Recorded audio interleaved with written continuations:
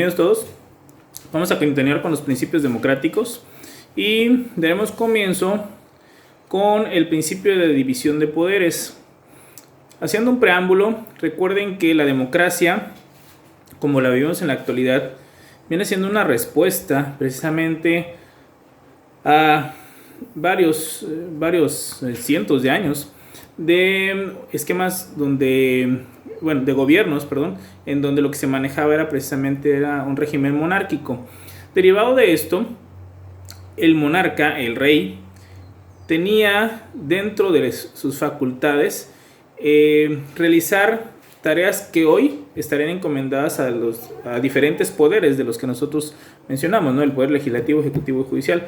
De tal suerte que el monarca podía administrar, es decir, haría las tareas de lo que es el poder ejecutivo, pero también legislaba y también juzgaba en muchos casos, de tal suerte que en una sola persona se concentraba precisamente tanta fuerza que se cayó en una serie de arbitrariedades a lo largo de la historia de las monarquías, pues bastante aberrantes, ¿no? Derivado de esto, cuando viene, sobre todo cuando surge la Revolución Francesa, los enciclopedistas, y principalmente Montesquieu, comienzan a hablar de esta división de poderes que implica que una persona o un grupo de personas se encarguen de administrar lo que es un país, el gobierno, que otro sector, que otro grupo de personas se encarguen de hacer las leyes sobre las cuales el que va a gobernar se tiene que basar, pero obviamente quien las va a elaborar es otro grupo, y que exista un tercer grupo que se encargue de dirimir las controversias, es decir, de resolver los problemas que se susciten entre los ciudadanos en la aplicación de esas leyes, por supuesto. Entonces, lo que antes concentraba una sola figura, una sola persona, que era el rey y el monarca, con la teoría de Montesquieu de la división de poderes, lo que se busca es precisamente un equilibrio de fuerzas, generar contrapesos para que no se caigan las arbitrariedades de las épocas monárquicas, ¿no? Sobre todo cuando existían reyes que no eran pues muy benéficos para el pueblo, porque también hubieron buenos reyes, ¿no? Eso no lo podemos dejar pasar. Ahora, vamos a entrar precisamente a lo que es el texto, pero quiero que pensemos en eso, como preámbulo, ¿no? ¿Por qué surge esta teoría de la división de poderes? Como una respuesta natural a aquellos abusos que se cometieron en las monarquías cuando el rey hacía las veces de juez y parte, era administrador y era legislador, es decir, acaparaba todo, ¿no? Entonces lo que se sostenía o lo que imperaba era la voluntad del rey y no la voluntad popular, por supuesto. Cuando si hablamos de democracia, entonces es el pueblo el que debe gobernar. Comenzamos. La teoría de la división de poderes fue concebida por Montesquieu como una forma de garantizar la libertad de los individuos. En su esencia, la democracia reconoce un solo poder, o si se prefiere, una única fuente de poder, que es la voluntad popular. Pero puesto que el pueblo actúa por medio de sus representantes, no es conveniente que estos dispongan en su conjunto de todo el poder, por la tendencia natural que su concentración tiene hacia el ejercicio despótico del mismo. De ahí surge la idea de distribuir el poder del Estado en diferentes depositarios que se harán cargo de distintas funciones. De esta manera, el legislativo, el ejecutivo y el judicial son poderes distintos a través de los que se desarrollan las tareas estatales, cuidando que éstas no opriman al individuo. Bueno, aquí la primera reflexión que está en el primer párrafo es referente a, bueno, realmente ¿dónde está el verdadero poder del Estado? Y si nosotros leemos nuestra Constitución, vemos que nos habla de que existe un poder soberano y que radica en el pueblo. Por lo tanto, nosotros tendríamos que hablar de un solo poder. Sin embargo, ya hablamos de que en la democracia representativa, el pueblo a través de sus representantes es la manera en que va a ejercer ese poder. De tal suerte que si todo lo generáramos hacia un solo depositario, es decir, hacia un solo representante, y todo ese poder que tiene el pueblo se fuera a depositar en él, caeríamos nuevamente en el riesgo de que esa persona se convierta en un déspota, que se convierta en un dictador. Entonces, la teoría que sustenta Montesquieu es precisamente que el pueblo, que sí es el que tiene todo el poder soberano, es decir, la fuerza del poder o de donde emana el poder, única y exclusivamente es del pueblo. Pero para generar una sana convivencia, que el pueblo realmente se gobierne y se respeten las libertades, lo que él considera, y obviamente es lo que adoptamos prácticamente todas las democracias del mundo, es que se distribuya en lo que nosotros llamamos 3 poderes. El poder ejecutivo, que como tarea va a ser administrar precisamente, es decir, es el gobierno. El poder legislativo, cuya tarea va a ser confeccionar las leyes. Y el poder judicial, cuya tarea principal es dirimir las controversias que se susciten entre los ciudadanos, los pleitos, si lo queremos llamar así, las litis, controversias, ¿no? Bueno. Entonces, la división de poderes nos explica que aunque el poder es uno, es soberano y radica en el pueblo a su vez a través de la elección de representantes distribuye esta carga de poder, por así llamarlo, en 3, en quién va a administrar, en quién va a legislar y en quién va a dirimir las controversias. Y estos 3 poderes, estas 3 fuerzas que se están generando a raíz de que el pueblo les da precisamente este poder, lo que van a hacer es generar contrapesos, de tal suerte que cuando quien está administrando comience a caer en arbitrariedades, los otros 2 poderes, llámese legislativo, llámese judicial, le van a generar un contrapeso. Y si ustedes se dan cuenta, estamos en impares, es decir, estamos hablando de 3, por lo tanto, habrán 2 que le puedan poner freno al ejecutivo cuando se esté administrando mal el Estado. ¿De qué manera? Pues haciendo uso de las leyes y obviamente haciendo uso del aparato judicial. Ahora, si quien estuviera cayendo en el exceso fuera el legislativo, entonces los otros 2 poderes, el ejecutivo y el judicial, le harán contrapeso para que pueda llegar precisamente a respetar esas libertades y mantener una sana convivencia. O si en su caso fuera el poder judicial, entonces el legislativo y el ejecutivo le generan ese contrapeso para que no se abuse. ¿Cuál es la intención de esta distribución en estos 3 poderes? Pues precisamente que se generen, y esta es la palabra clave, contrapesos. ¿Para qué? Para que ninguno de los 3 pueda tener tal fuerza o mayor fuerza que los otros. Nosotros en percepción tenemos la idea de que en nuestro país el poder ejecutivo es más fuerte que los otros 2. En la teoría no lo es. En la práctica, la historia de México nos ha demostrado que sí, hemos vivido generalmente en un sistema presidencialista donde la figura del ejecutivo es muy fuerte y el legislativo y el judicial, aunque en teoría son iguales, la realidad, la percepción de la gente es de que están por debajo del poder ejecutivo. Es decir, como que el poder ejecutivo fuera quien llevara realmente las riendas de este país y no los 3 en un equilibrio de fuerzas. Pero bueno, al final del día, independientemente de la percepción, independientemente de la teoría, lo que debería pasar es precisamente que se generaran estos contrapesos que se generan, tal vez no como quisiéramos, pero al final de cuentas sí se generan los contrapesos para que ninguno de los 3 poderes se convierta en todopoderoso, al grado de que lleguemos a lo que será un esquema despótico o de dictadura.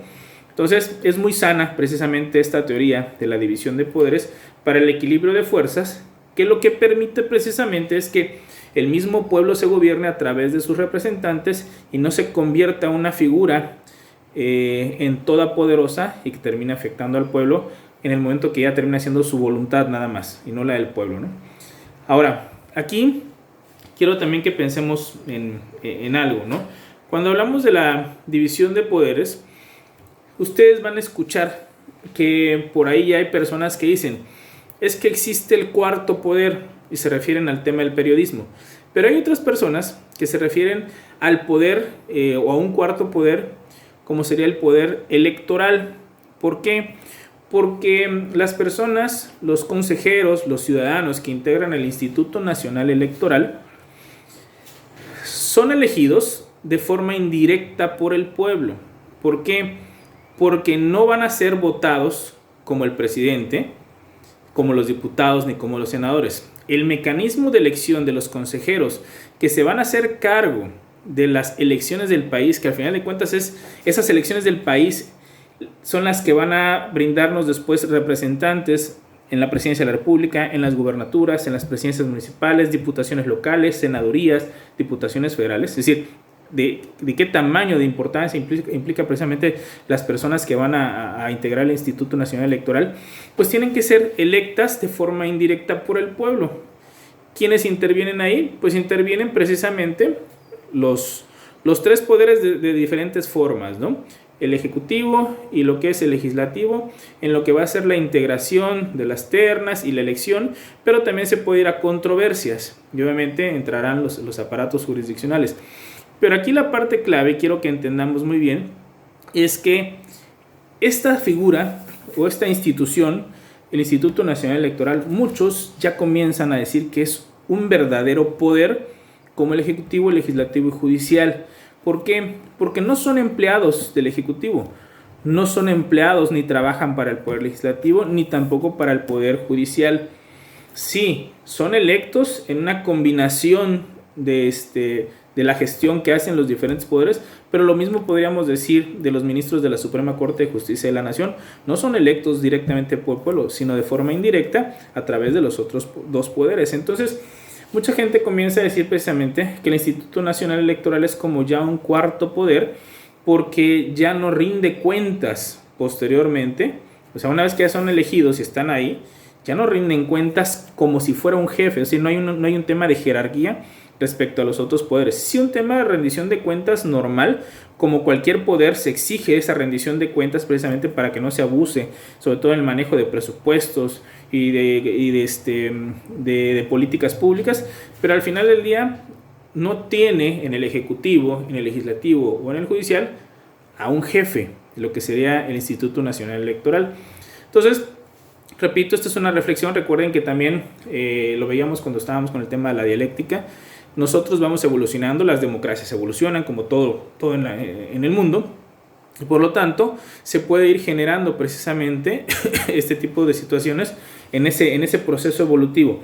En su momento, cuando surge el aparato electoral, dependía del Ejecutivo. Ahí no podíamos hablar de independencia ni autonomía entre el aparato electoral y el Ejecutivo, porque sí dependía, como si fuera una secretaría, de lo que sería el Poder Ejecutivo. Hoy en día no. Hoy en día lo que es el Instituto Nacional Electoral, la palabra que utilizan es se ciudadanizó, es decir, se separó de la parte de los políticos, de los gobernantes, y se estableció como si fuera un árbitro ciudadano para que se pudieran realizar las elecciones lo más limpias y parejas posible, sin que estuvieran inmiscuidos diferentes intereses políticos, ¿no? o de partidos.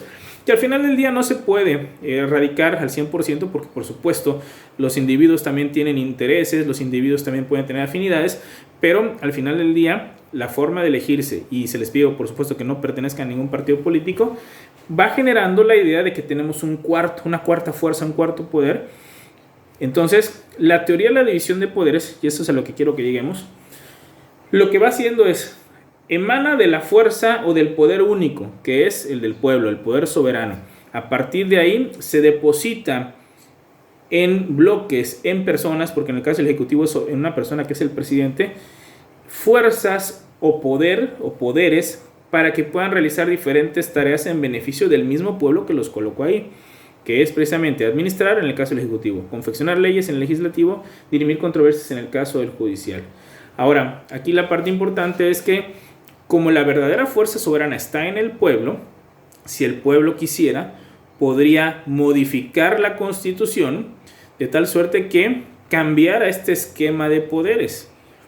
Es precisamente en lo que se sustentan muchos para decir, bueno, el pueblo soberano ya modificó eso, creando en la realidad, aunque muchos no lo acepten con ese término, un cuarto poder cuando estamos hablando de ese poder electoral, ¿no? O en este caso el Instituto Nacional Electoral. Pero al final del día, quien tiene la sartén por el mango es el pueblo, porque es quien decide lo que se hace en un país. Bueno, entonces, la división de poderes, repito, lo que busca, en pocas palabras, es un equilibrio, contrapesos, para que el poder que emana del pueblo se deposite en los representantes y no se cometan abusos hacia el mismo pueblo, en pocas palabras. Bueno, pasamos al siguiente principio, que es el principio de control de los gobernantes. La voluntad soberana del pueblo no puede producir un traslado del poder de éste a las autoridades constituidas de modo que lo ejerzan sin ningún control. Estas dos líneas son muy importantes. Es correcto que votamos por alguien para que se convierta en gobernante, por alguien que se convierta en diputado, en senador. Vamos específicamente a centrarnos en los gobernantes, quien va a administrar. Votamos por ti y te conviertes en gobernante. Presidente, presidenta, presidente municipal, etc. Aquí la clave es que lo que yo te estoy brindando con mi voto es la confianza para que tú de manera honesta y responsable trabajes para el pueblo, es decir, para todos los que nosotros estamos votando, incluyendo tú mismo, porque tú eres también parte del pueblo, aunque eres gobernante, pero eres parte del pueblo también votó. Entonces lo que debemos entender acá es que el hecho de que yo deposite esa confianza en quien va a ser mi gobernante no significa que sea una confianza ciega, de tal suerte que tienen que existir controles o medios de control para que este gobernante, en el ejercicio de sus tareas, de sus facultades que le son otorgadas precisamente por la Constitución en el momento que nosotros estamos llevando a cabo este proceso electoral y él gana, pues sí, tiene el derecho a cumplir las tareas que le da el cargo, pero también tiene la obligación de hacerlo bien, de rendir cuentas y de no abusar ni de robarle al pueblo. Entonces, necesariamente tienen que haber medidas de control, tienen que haber controles, tienen que haber límites que se le fijen y esos precisamente tienen que estar en la ley, por supuesto. Entonces, cuando hablamos de control de gobernantes es eso, los mecanismos o los medios que va a tener ya estipulado nuestro país a través de sus leyes para que los gobernantes no abusen de ese poder que se le está brindando el pueblo. Continúo leyendo. Además de los contrapesos diseñados en el sistema de división de poderes que operan al interior del sistema formado por los órganos de autoridad, la ciudadanía debe poder vigilar, controlar y exigir cuentas a sus representantes. Es decir, aquí está dividiendo en dos. Tienen que haber controles por parte de los otros dos poderes respecto al gobernante, pero también necesariamente deben haber mecanismos del pueblo, del ciudadano, hacia precisamente su gobernante. Entonces, controles por parte de los otros dos poderes y controles por parte de la ciudadanía, por parte del pueblo. Uno de estos contrapesos se da cuando el cuerpo legislativo somete a cuestionamientos al gobierno, poder ejecutivo, o aprueba sus gastos. Entonces, el primer control, obviamente es un gran control, es precisamente el tema presupuestal, el tema de dinero. El Poder Ejecutivo tiene que solicitar la aprobación del Congreso de la Unión de lo que va a gastar o invertir, como lo quieran ver, en el siguiente ejercicio, que será el siguiente año, que va siempre de enero a diciembre, para efecto de usar recursos públicos en beneficio del pueblo. Pero quien tiene que analizar y autorizar esos recursos es precisamente el legislativo, porque de lo contrario podríamos caer en criterios no muy sanos, en donde la visión del presidente se estableciera y pasara por encima de la visión de muchísima gente, principalmente sería el pueblo. Por lo tanto, los representantes del pueblo, que son los legisladores, van a decir, bueno, a ver, mándame lo que tú me estás diciendo que necesitas invertir y dime en qué lo necesitas invertir para el siguiente año. Y nosotros vamos a analizarlo y veremos si es adecuado o si hay que modificar algo para que entonces lo aprobemos. Entonces, ahí está un control para empezar. ¿Cuánto dinero vas a gastar? ¿Cuánto dinero se te puede aprobar? Y también, ¿en qué lo vas a gastar? Y no solamente eso. Después de que lo inviertas, tenemos que analizar que lo que tú dijiste que ibas a hacer se cumplió. Es decir, una evaluación del gasto público que estás utilizando. El gasto público es dinero de nuestros impuestos en la inversión de proyectos, etcétera. Primero, que se lleven a cabo y que cumplan el cometido que buscaban. Si era generar educación, si era generar salud pública, si era generar alimentos, no sé. Al final de cuentas, de lo que estemos hablando, construcción de escuelas, de hospitales, puentes, carreteras, etcétera. Bueno, va a haber dinero. Es necesario. Todo eso que me dices, perfecto. Aquí está el dinero. ¿En dónde se va a invertir? Y qué es lo que va a retribuir hacia la población. Repito, una mejor comunicación, una mejor salud pública, una mejor educación, etcétera. Bueno, entonces, estos controles, o este primer control, lo establece precisamente el legislativo sobre el Ejecutivo en el manejo de los recursos, de los presupuestos. Ahora, dice, también existen instituciones autónomas que cumplen con esta función, como pueden ser el Ombudsman, que son las comisiones de derechos humanos en México, y los órganos de fiscalización superior, que van a auditar las cuentas de todas las instituciones gubernamentales. ¿Cómo entender esto?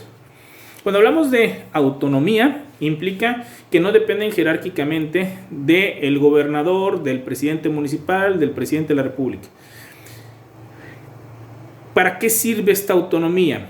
Para que si el presidente, a través de sus secretarías, realiza obras, trabajos, proyectos, etcétera, o sea el gobernador o el ayuntamiento encabezado por el presidente municipal, tiene que ser alguien que no pertenezca a su equipo de trabajo el que revise precisamente su actuar, porque si tú revisaras a tu jefe y señalas que hizo algo malo, muy probablemente te van a despedir.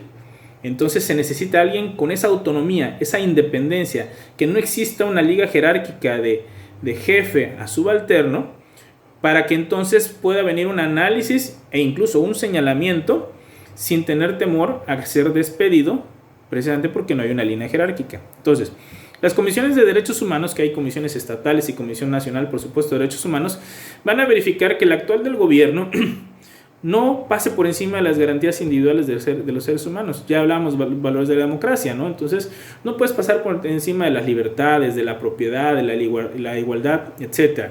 Ya hablamos incluso en la actualidad de los derechos de tercera generación, los derechos de la ecología, ¿no? Respirar aire limpio, etc. Bueno, entonces, si vas a actuar como gobierno, tiene que haber quien controle que, por muy buena intención que tengas de que el país mejore y avance, no pases por encima de los derechos humanos, precisamente con esa idea de progreso. Tienen que haber esos controles, tiene que haber ese límite. Por lo tanto, las comisiones de derechos humanos precisamente van a actuar en ese sentido, que se respete la integridad y los derechos del hombre por el simple hecho de ser hombre, y obviamente que el Estado progrese, pero sin pasar por encima de esto.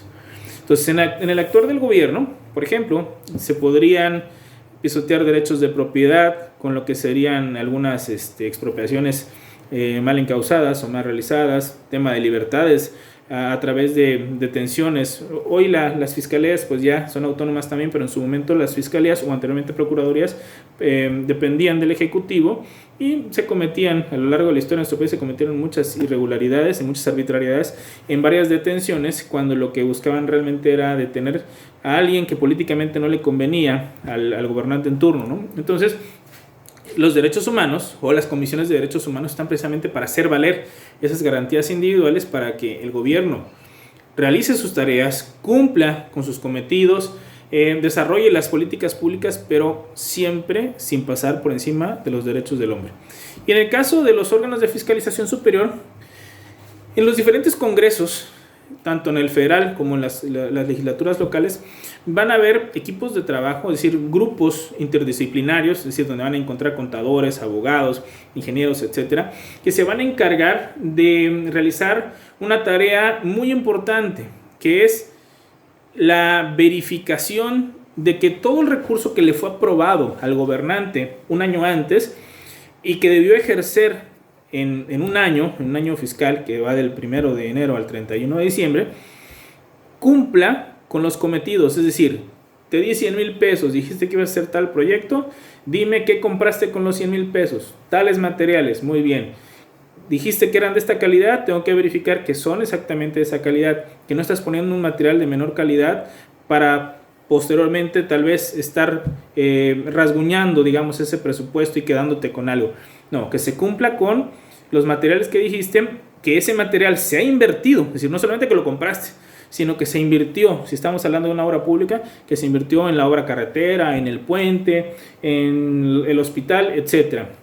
Y que una vez que lo construiste, esté terminado en el tiempo y forma que tú dijiste en el proyecto. Que exista una licitación, es decir, un concurso en donde vas a pedirle a los que van a construir que oferten la mejor propuesta, para que el Estado pues no tenga que estar gastando de más, siempre cuidando temas de calidad.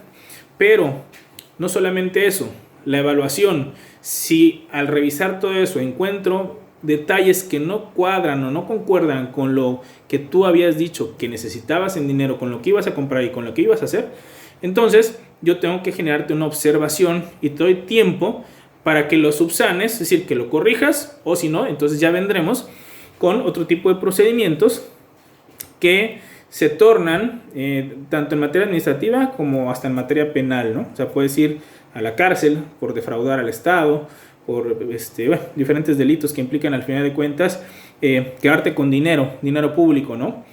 O desviarlo. O en su caso, pues amonestaciones o que te inhabiliten para que no puedas ocupar algún cargo público en determinado tiempo, derivado de la gravedad de lo que hayas hecho o dejado de hacer en el ejercicio de tus funciones como gobernante. Esto precisamente lo hacen el Poder Legislativo a través de estos órganos de fiscalización de los congresos, que son como, podríamos decir que son verdaderos héroes cuando hacen bien su trabajo, porque precisamente lo que están haciendo es verificar que no se estén robando o desviando el dinero público de nuestro país y que se invierta de manera real para beneficio del pueblo y obviamente que se generen lo que se buscaba originalmente, ¿no? Generación de alimento, de educación, etc. Entonces se requiere por supuesto que exista este contrapeso de estos controles y el gobernante entonces se ve obligado a realizar sus tareas, pero sabiendo que al final del año, es decir, al final de ese año fiscal, le van a hacer, o al empezar el siguiente generalmente, le van a hacer una auditoría. Es decir, estos órganos de fiscalización al final de cuentas son auditores. Van a revisar la tarea del gobernante y si lo hizo bien, perfecto. Si lo hizo mal, se lo van a saber para que lo corrija, o en su caso vendrán ya las sanciones o los procesos, ¿no? Bueno, ahora, estas son precisamente los controles que hablábamos de los poderes. En específico estamos hablando del poder aquí, del poder legislativo, pero vienen los otros controles, los que va a tener el pueblo o que debe tener el pueblo. Y vienen dos figuras que nosotros ya vimos anteriormente cuando hablábamos de las figuras de la democracia directa que están incrustadas o inmersas dentro de la democracia representativa. El primero es el referéndum, para ratificar o rechazar reformas constitucionales o legales.